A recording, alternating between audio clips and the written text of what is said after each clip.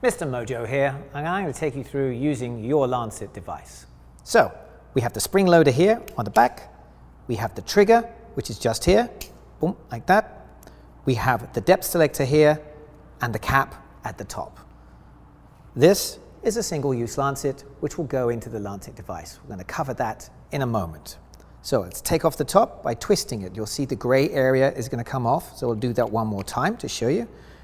To take off the top, you just twist it like that, and inside is the receiver area for the single-use lancet.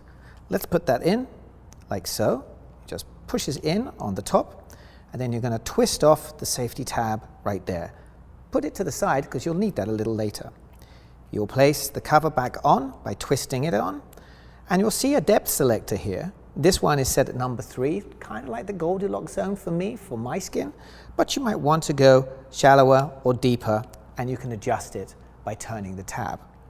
You can adjust the depth on your lancet device, one being the shallowest for delicate skin, or if you've got manly hands, you can use 5 for thicker skin. Just by turning the dial like so. I like 3, that's my Goldilocks zone.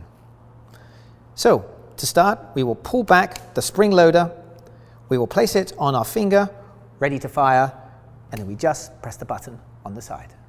Now, once we've conducted our test, we need to safely dispose of the lancet. Twist off the top, use the ejector on the side by sliding it up, the lancet will come on out like that, and then you use the top that you saved from before to safe the lancet, and now you can dispose of it properly. You can dispose of it properly into a sharps container like this, which you can get in any pharmacy in the United States.